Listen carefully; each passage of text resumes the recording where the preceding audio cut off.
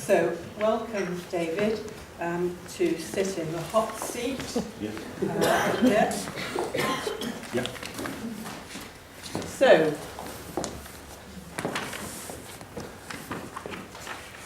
I understand that you have carried out quite a lot of number of oral histories, that you carried them out in the late 1970s. These were early Labour Party activists born around turn of the 19th century, early 20th century, and particularly in West Yorkshire. There are other parts of the country.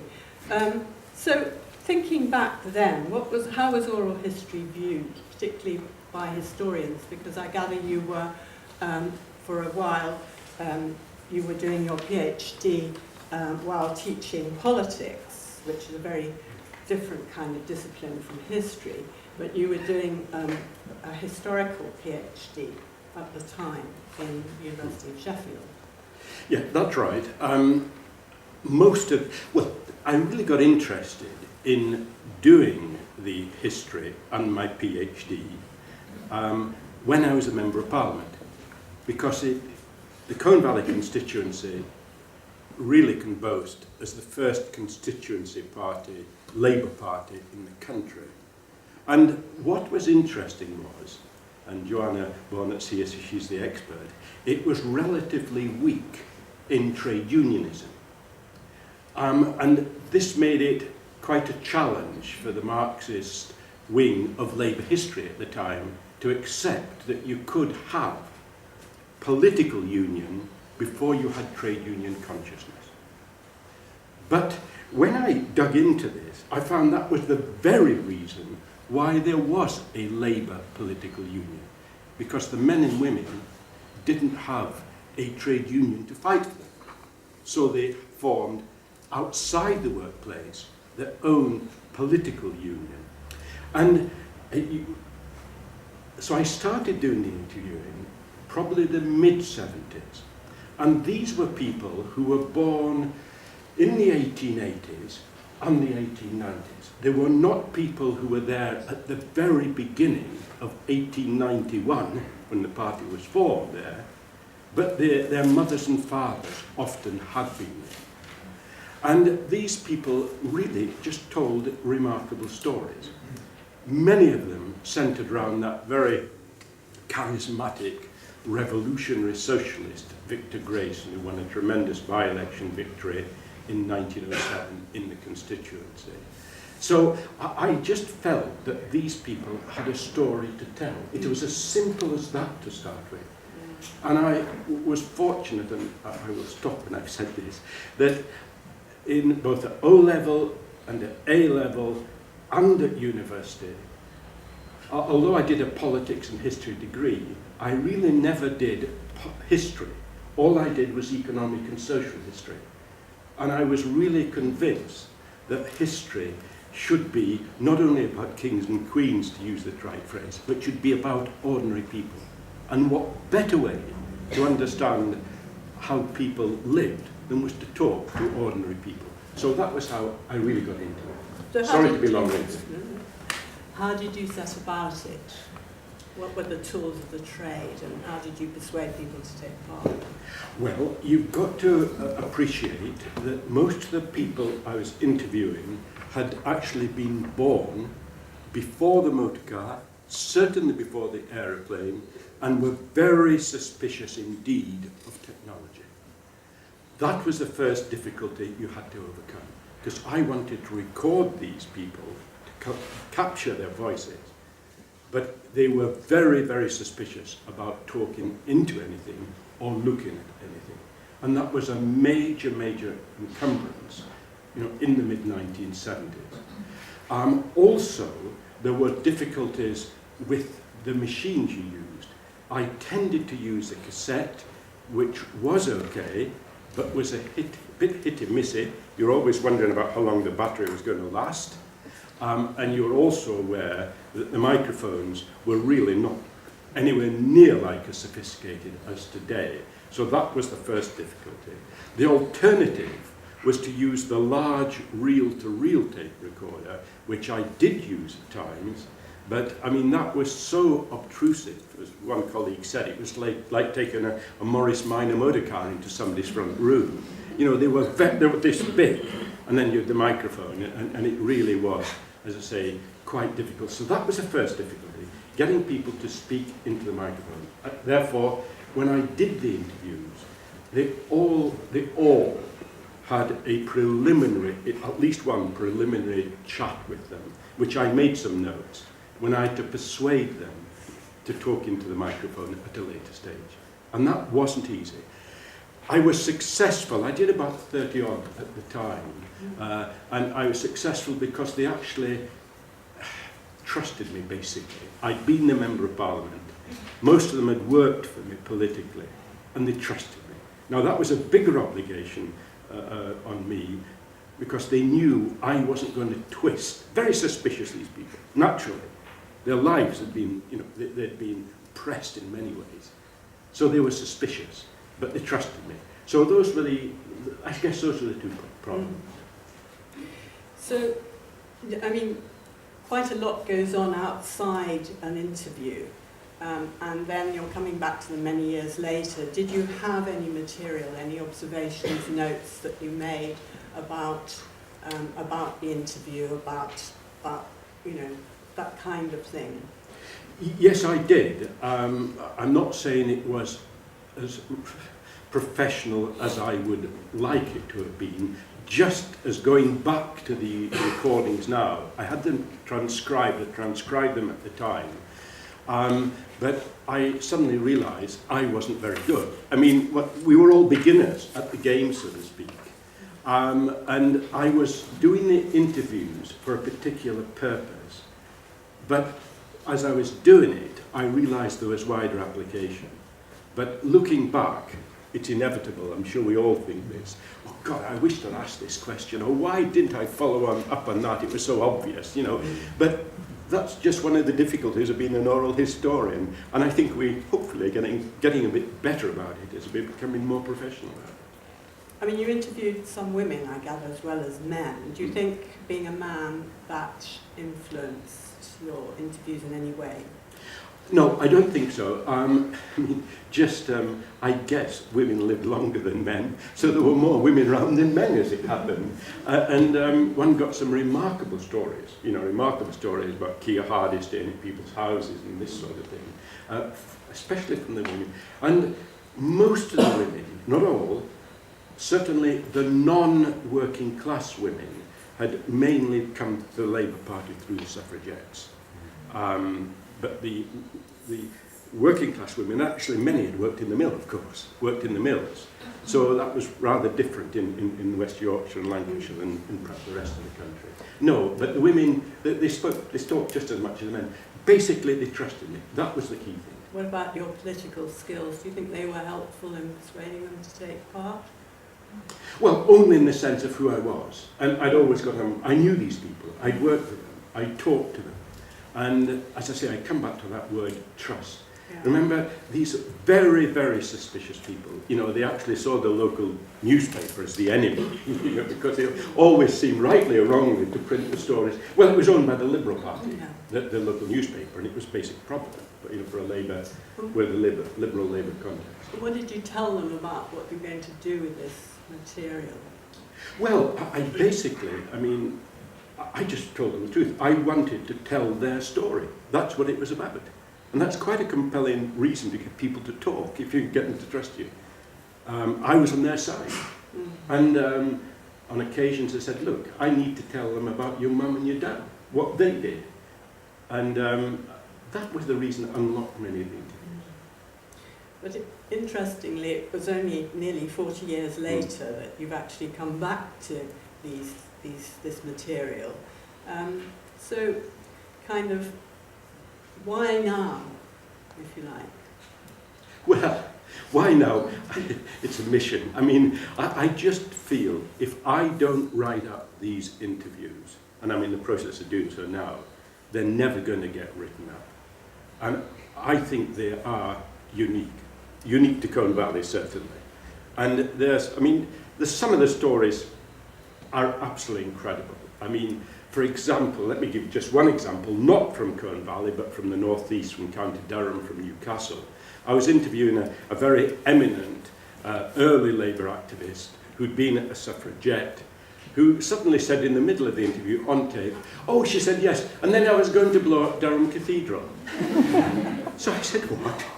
And she then told me how she'd got the dynamite from the Labour candidate in South Shields. They'd cased out Durham Cathedral. They'd worked out which pillar to place the dynamite. And she said, I actually took it in. And she said, I said, well, why didn't you do it? She said, well, I suddenly realised if I struck that match, I couldn't get out alive. And she said, I wanted to live. But what a story. I mean, this is the same time as Emmeline Davidson, you know, from the same neck of the woods, threw herself in front of the horse, or whatever she did with the horse in the Derby. So, I mean, those are just incredible anecdotes that need retelling, actually. And do you think, coming back to the data now, you see it kind of differently from then, from that moment when you collected it? I mean, a lot of things have happened since then. You've changed, the world's changed. They're all dead. Yes, that's right. The difference is, I actually do feel, from the way I can see it, I really need to set the oral history in the wider historical context. So when I'm writing it up, I'm very conscious that even these people, when they were talking to me, it was 70 years or 60 odd years later. So you've got the memory issue, obviously. So I was conscious of that. So what I try and do is do a check against other sources to see how accurate the various. For example, one guy I've just written up, spent 2 years in Wormwood Scrubs and 6 months in Lincoln Prison as a CO in World War I. He talks about when he was in Lincoln Prison one night when De Valera escaped and got away. Now, when I write that up, I slightly corroborate it with Fenner Brockway's account of the same incident, and the two coincide.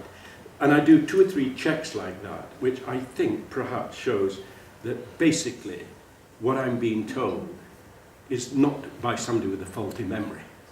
So I think that's quite important. The other thing is, I do feel that there is an opportunity to get other historical points across. For example, I mentioned women's suffrage, 1918, the vote. But not many people realise that in most of Britain, only 60% of men had the vote. 40% of men, up until 1918, did not have the vote in England. And I think it's important to get, and of course they're all working men, to get that point across as well. So I try and put a wider historical perspective on as well as doing. I mean, why am I doing it now? I feel I've got the experience to do it, whereas 40 years ago, or nearly 40 years ago, I didn't. I just didn't understand it. And the time. And the time, yes. Yeah. I mean, something you said earlier struck me that I mean, you've given examples of what historically were the facts, so to speak, but also that sometimes people tell stories about experiences that they could not have experienced, that, you know, that of childhood, for example, that couldn't possibly have remembered, but will have been told by their parents or whatever. Do you think there's value in that? Because these are kind of experiences transmitted, albeit they're not absolutely historically accurate. Yes, I think it's valuable because they probably reflect a kind of overview they had at the time, although they can't remember. I've got the one I've just written up. The man's 81, and he's talking about Victor Grayson in 1907. Now, he was 11. He can't really, I'm sure, remember absolutely the words he said. Because when I look back, he talks really, his words are adult words. His sentences are sentences of an adult. But clearly, that was the mood at the time. And it fits in with other descriptions of Victor Grayson as well. And that's how he remembers it. And at the age of 11, he was probably just on the edge of being, fairly adult consciousness. But I still think it's quite worthwhile putting it in. But you've always got to, I think, bear that in mind when you're looking at oral history. And how do you select your cases now for writing up? Because obviously some interviews are richer than others. I mean, what makes for you a good case? Well, I've done 2 up in Cumbria. I shall do at least 3 in Yorkshire. I'll do a couple in the northeast, and I'll probably do a couple in Manchester. I've covered whole of the north of England, basically, there. And I guess that when you're writing it up, and this is a problem, you do actually use the richest ones. I mean, there are some people who really were not very articulate. I mean, these were people who left school at 13, most of them. It's quite amazingly how self-educated most of them were, but there were 1 or 2, especially the miners in particular. I mean, the Yorkshire miners really didn't quite have the same cultural tradition that they had from South Wales or even in parts of Scotland or the northeast of England, where, so often in South Wales, the mum would say, my son isn't going down the pit, he's going to become a school teacher, and, the traditional route to Oxford from South Wales, in that respect. So I found that you're sometimes limited, A, by one's own inability, because you pitched the interview too narrow. You were trying to talk about an individual sort of circumstance, and therefore it doesn't actually lend itself to what... I mean, it may be that I do a kind of generic roundup at the end, taking bits of these things. But it really, a lot depends, and this is perhaps a fault of oral history, that the more articulate people are the ones possibly one takes to write about, if one's honest. Do you ever kind of regret that you didn't kind of interview some of the more powerful people around the place to look at their perspectives set in the context of the people whom you did interview? Well, perhaps one should have done. I did do a number of MPs, ex-MPs, in the northeast and in Cumbria, and that's quite useful. Actually, in a couple of them, I've got difficulty. I was just talking about it before. I've got them on big reels, and I can't play them because I can't get hold at the moment, although because they're too big even to go into a ewer. So that's a problem. It's just a simple, practical problem. I mean, I'm sure I can overcome it somehow, but I need to play them. So those are sorts of difficulties you have after 35 years. Or I have. I don't know other people. I have been trying to do it. But I was also thinking, well, if you took people living in rural Cumbria where you're rural Cumbria, but from Cumbria, if you took the local landowners, for example, I mean, they probably wouldn't have agreed to be interviewed by you. But, I mean, that kind of direction might be something that one could think about. Yeah, I mean, but I wasn't too worried about that because, in a sense, their history is written. Yes. I mean, they write their own history. Interesting when I've been looking at the suffragette movement, certainly in Cumbria. I mean, it is just basically run by the county set. And once World War I comes, they either join the ILP and become Labour, or they just live their merry lives as Liberals. And they write the stories, or the husband. They don't, because the women don't write stuff, but the husbands have written their own stuff. And the trade union leaders, usually they've been biographies or autobiographies. Yeah. So they're partly covered, but I suppose if you've been, accurate, purely accurate, and given a balanced picture, one should do it. But I was on the other side of that. Still am on the other side. So just to finish off, have you any advice about writing up oral history as you're in the middle of doing it? Well, perhaps it's not a good time to ask you. No, I mean, it's very much an individual thing. It's about style. What I want to do, and this is me, is actually just tell the stories of what people did to get their political rights through, through a left-wing organisation, a representative organisation, because remember that's what it was about. independent labour representation. Without an ideology, really, to start with. The ideology came a little bit So later. there's a book. Yes, yeah, but it's a story I want people to read. Yeah. And then I want to make all the tapes, I mean, I've talked to various bodies, to be put on CDs and then to be available at various universities and also county record offices. I'm a great believer of the county archives. Really, I think that's where, you know, people are suspicious of going into universities. I mean, Huddersfield, where I'm involved with now, I mean, they've just got a lot of money for new archives and they're going to open it up to the town. But even I find it a bit inhibiting in spite of all the friendliness to go into the university, where it's quite easy to pop into the county record office. And we've got to break that barrier now. Sorry, I digress. I think we'll have to leave it there. Thank you very much.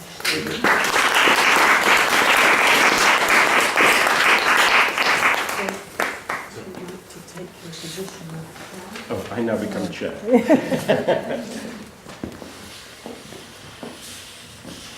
This is the interesting thing about oral history. It does stretch across disciplines. I mean, we talked about history and politics, but in Graham's case, it's public history, medicine, and whole lot. That Mosley's #1 seat outside the inner cities was actually in Westmoreland with the, you know, uneducated farmers and massive rallies up there in quiet towns like Grassmere.